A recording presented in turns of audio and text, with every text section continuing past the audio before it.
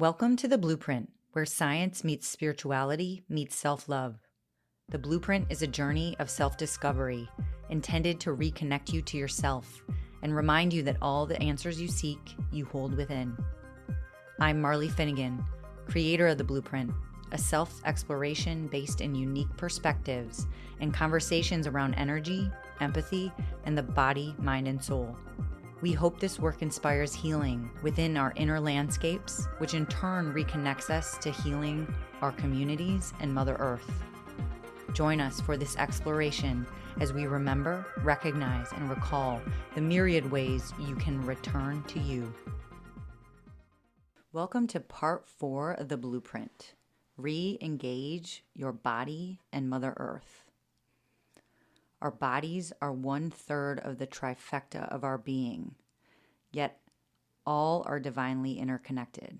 Our body is our soul, our heart is our soul, our mind is our soul, our bodies are divine.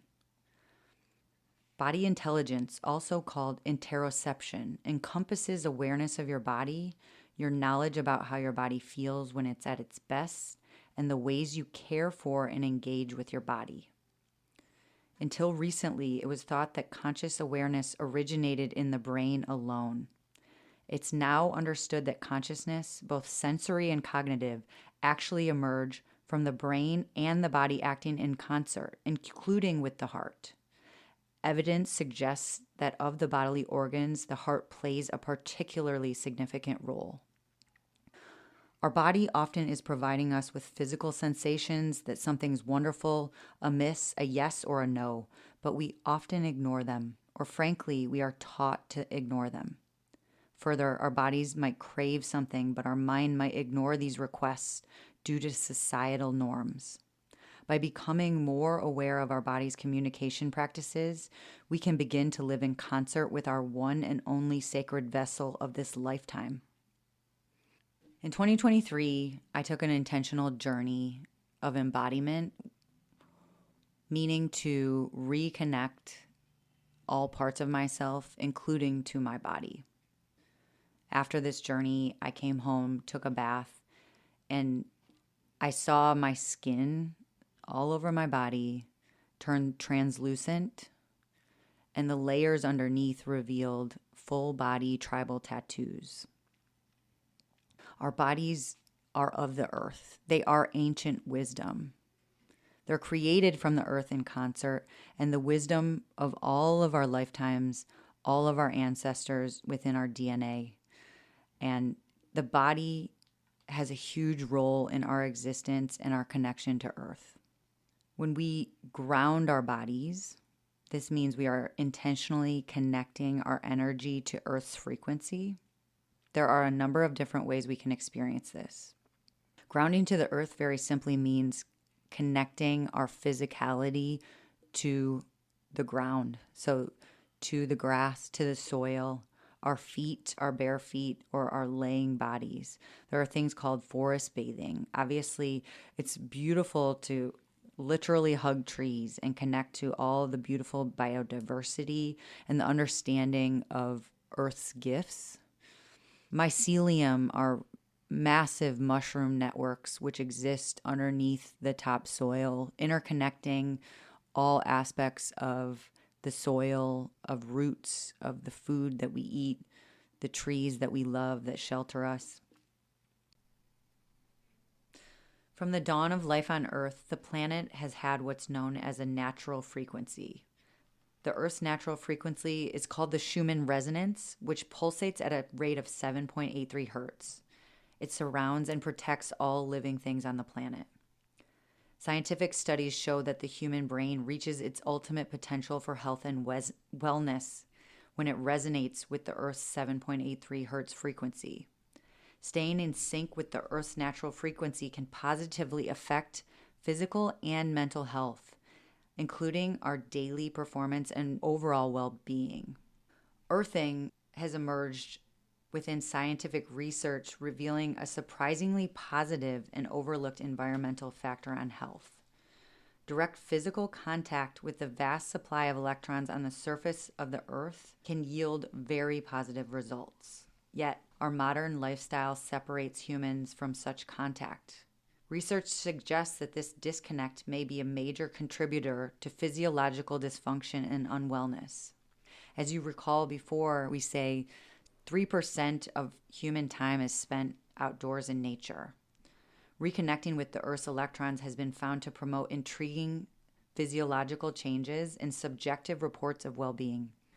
Earthing or grounding refers to discovery of benefits including better sleep and reduced pain from walking barefoot outside or sitting, working, or sleeping connected to the Earth's electrons from the ground into the body. Your nervous system looks much like the roots of a tree within the body, with your brain and spinal cord acting as the tree's trunk.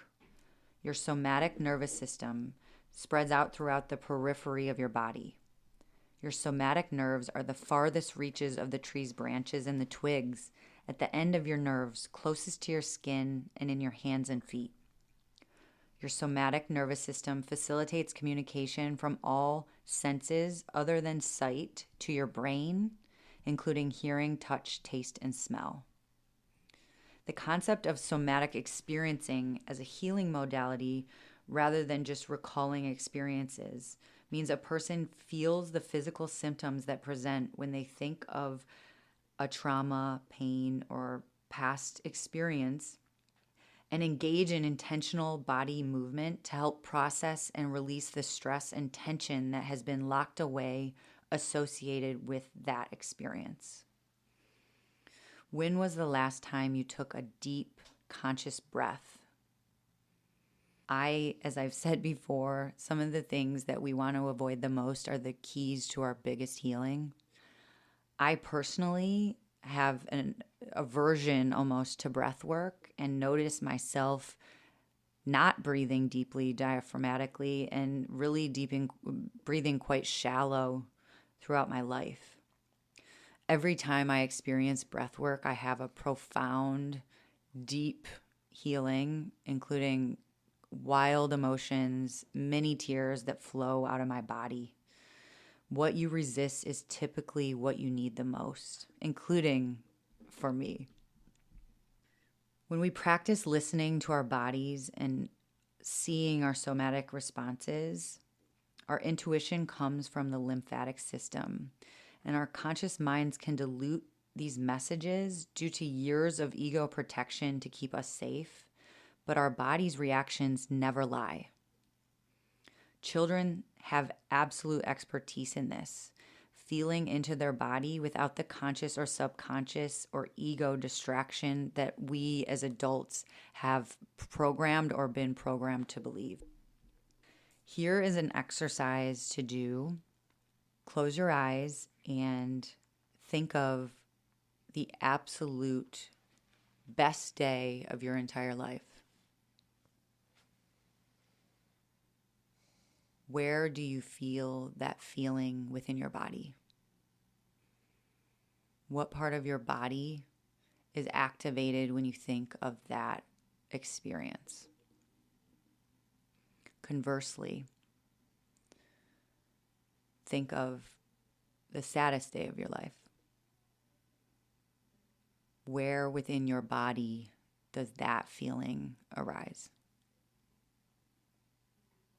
Somatically, that tells us where our yeses and our nos are. So even when our conscious or subconscious minds are trying to bring us in one direction or another, our body somatically answers us with every experience. So for example, when I think of my happiest moments, my heart bursts. I feel as if my heart is open and shining out to the world. I call that heart bursting energy. And conversely, when I think of times that were hard in my life, my throat closes. When I am at a no in any scenario, when someone asks me to do something, be somewhere, and my body disagrees, my throat will close. So these are really beautiful practices to work with for yourself and for children to be able to identify their inner knowing. Next, we're going to talk about the chakra system and the 7 main chakras. For this portion, I will ask you to close your eyes if you're able, if you're not driving or doing anything in which, it's unsafe. Above our head, we're going to imagine a ball of purple, beautiful purple energy. This is our crown chakra. This is a place of inspiration, connecting to your soul self and connecting to source. Things that can stimulate this are movement, including yoga, ecstatic dance, tai chi, and aspects of nature which connect to this are things like earthing and forest bathing. Next, we're going to go to imagining an indigo ball of light within our forehead. This is our third eye chakra. This is our connection to our thoughts, dreams, intuition, and the mystical. Things that we can connect to this with include meditation, breathing, and many of the other somatic experiences that we discussed. Next, we're going to imagine a blue ball of light within our throat. This is called our throat chakra. This is connected to communication, creativity, speaking our truth, sound, and reliability. Things connected to our throat chakra include music, chanting, prayers, toning, and the Akashic records, which we will talk about in a later learning. Next is one of my faves. We're going to imagine a beautiful bursting green ball of light in our heart space. This is our heart chakra. It is unconditional love, healing, compassion, and intuitiveness. Ways that we connect to spirit through our heart chakra include acupuncture, Reiki, EFT, cranial sacral therapy, and journaling. Next, we go down just above our belly button to our solar plexus, and we will imagine a yellow ball of light. This is connected to wisdom, willpower, and assertion. Things that connect to the solar plexus include color therapy, crystal therapy, and feng shui. Next, we will go below our belly button and we will envision an orange ball of light. This is our sacral chakra. It is connected to sexuality, pleasure, creativity, and emotional balance. Food, nutrition, herbal therapy, and cosmic or conscious sexuality are connected to our sacral chakra. Finally, at the very base of our spine is our root chakra. Imagine a red ball of light and energy. This is our basic trust, survival, grounding, and kundalini energy. This is connected to aromatherapy, incense, earthing, and ecstatic movements. Next, we have the concept of our auras. So envision your energetic field around your body.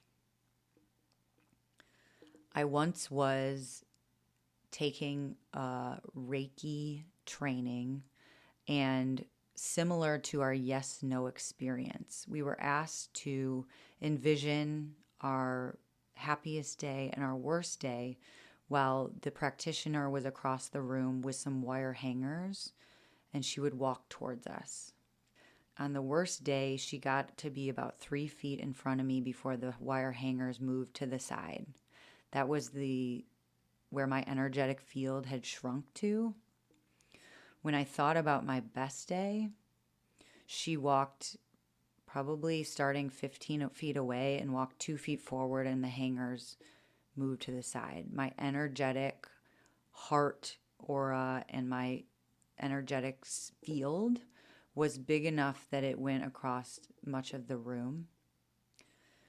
We have an energetic field to our presence at all times, and there are different ways to affect our field and the energetics of it.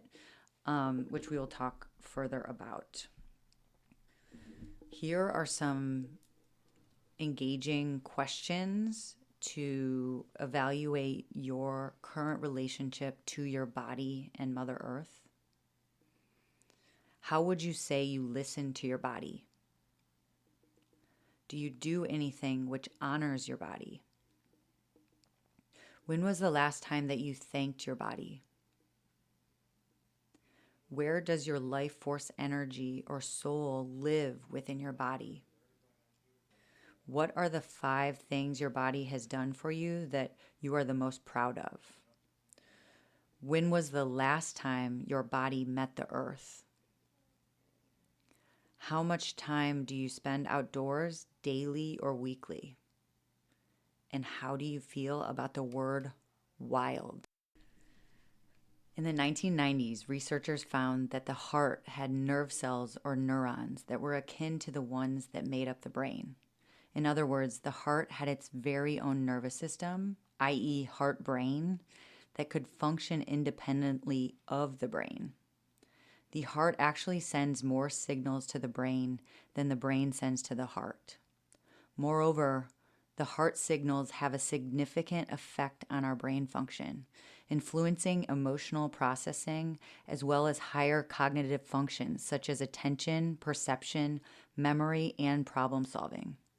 In other words, not only does the heart respond to the brain, but the brain continuously responds to the heart. We must acknowledge our heart as a respected leader within our bodies. We listen to it, love it, respect it, give it a voice, and thank it, along with the other parts of you. I read a book called The Holographic Universe, and it was beautiful. The author had definitely, basically could see auras and see chakras, and went to see a medium, and the medium asked him why he had been unkind to a part of his body. I believe it was like his liver. He essentially was like swearing about his liver function, and the liver was mad. It brings up really beautiful ideas and concepts of sentience within all parts of ourselves, such as our heart, our brain, but basically this interconnectivity of our being, in which all aspects of how we approach ourselves are important. There's a lot to do with the energy of our bodies and what we energetically consume. So, for example, the energy of the food we eat. How do we measure our food? Recall, food is measured in calories. What are calories? They are measurements of food energy.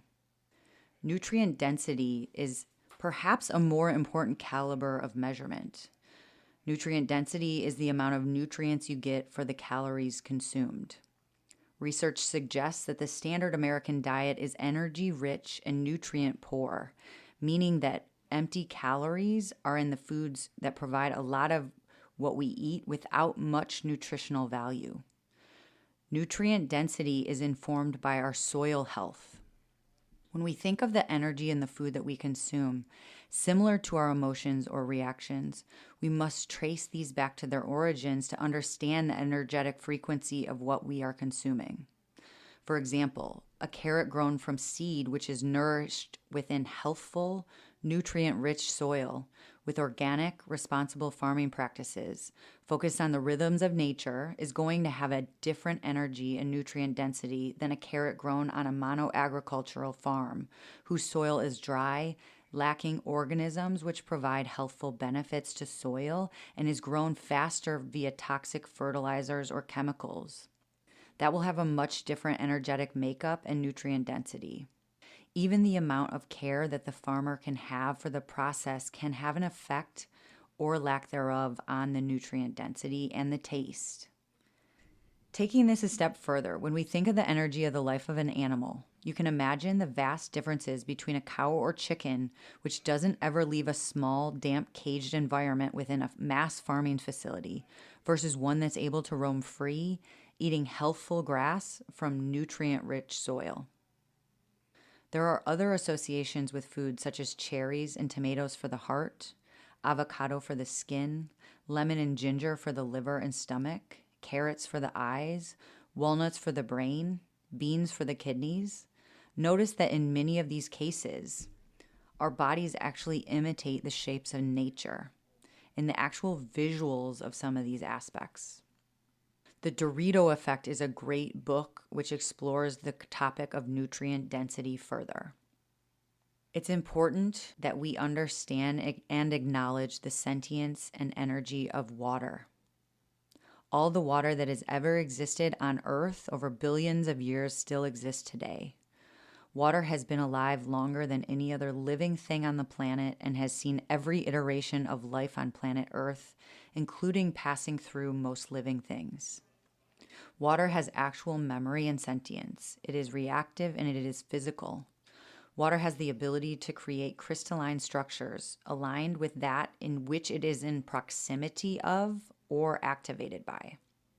In the mid-80s, Dr. Masaru Emoto demonstrated how water exposed to loving, benevolent, and compassionate human intention resulted in aesthetically pleasing physical molecular formations. Water exposed to fearful and discordant human intentions resulted in disconnected, disfigured, and unpleasant physical molecular formations. In layman's terms, when the water was spoken to with love, gratitude, and beauty, it created individual crystalline snowflakes with various beautiful, intricate patterns. When the water was spoken to with hate, anger, and other discordant energies, the water formed jagged shapes and crystalline structures. This research was created in a long-distance, double-blind test, which also confirmed the hypothesis. The truth is that, as Olaf says in Frozen 2, water does have memory. There are some really interesting people doing water research, including Veda Austin, who's a water researcher, and Catherine Clinton, who is a water and quantum researcher. The vibration and frequency of the music that we consume is ultra important as well. Our body is over 70% water, which is a carrier and conductor of vibration. During sound healing therapy, waves and frequencies of sound vibrations flow through our bodies to help promote and improve our energy flow. These sound waves and vibrations can also have a healing effect on the brain, the nervous system, and the body's circulation. This can help to rejuvenate our body's cells, tissue, organs, glands, immune system, and our overall wellness. Research by the Globe Institute's nonprofit research arm, the Sound Healing Research Foundation, found that sounds and vibrations are useful in healing many health issues, including depression, anxiety, PTSD, Parkinson's disease, and various muscular and neurological disorders. Ancient indigenous tribes used music to heal and connect and honor spirit.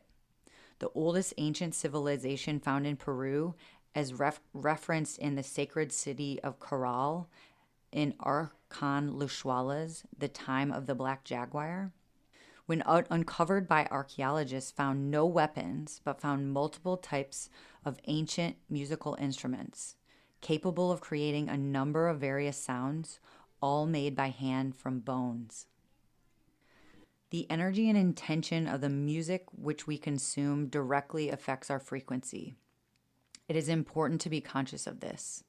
With this in mind, the Blueprint has developed and created an original EP of healing frequencies in collaboration with artist Ashkum, spelled Askim, which in Turkish Sign Language means I really love you. The album is available on theblueprintwithin.com and at the link in our bio. As we reconnect to our bodies, it's important that we reconnect to the power of our pleasure. Cosmic sexuality, tantra, and mindful, intentional sexual experiences are forms of honoring your body, allowing shame, guilt, and restriction-free pleasure. The framing of experiencing pleasure has been massively abused as a system of control over the years.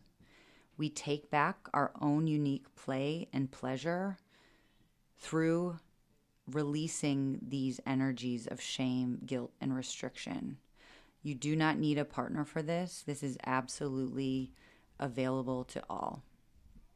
The energy of being able to channel your own divine pleasure is a testament to the infinite loop, which is a connection to ourselves.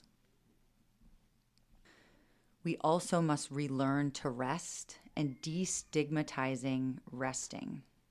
I used to actually refuse to rest, refuse to nap. I felt a massive guilt associated with napping, and I would almost wake up with like a racing heart and this feeling of guilt.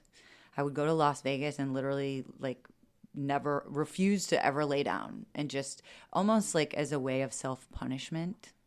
Rest is truly an act of self-love. It's an act of rebellion to this idea that we have to be hustling and be busy and do for everyone and everything to be validated. Trisha Hersey started the nap ministry and coined the phrase rest is resistance as a place to imagine, to heal, and to be. We cannot imagine and create a better future for Earth and for ourselves if we are moving so fast we don't have the time to see. Rest as resistance creates separation from the daily grind. Feeling the need to work or be busy constantly creates a subconscious belief that we are validated by this busyness, by performance, and ultimately it's designed around a false narrative that validation is external.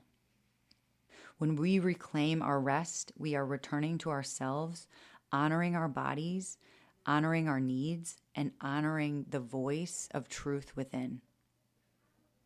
Here are some questions for your blueprint. What messages does your heart have to share with you about your commitment to this journey and yourself? Which of the somatic healing experiences did you feel drawn to and repelled by? Is there a chakra or a color which particularly resonates with you? Which two are you drawn to focus first on in your healing journey, and why? How does the concept of vibration or frequency of your consumption make you feel? How does your intake of food, your relationship to water, and your consumption of music make you feel? Thank you for choosing yourself. The work to return to yourself is some of the hardest work you can do. We believe everyone is intuitive, creative, and always connected to their own divine highest power. When we invest in ourselves and our consciousness, we are raising the frequency of humanity. What we do in the highest good of our souls, we do for the highest good of all. We've designed experiences for you to continue in your exploration of these topics, which are on a pay-what-you-can basis. Find customized meditations, journal prompts, rituals, and abundant resources at the link in our bio or theblueprintwithin.com.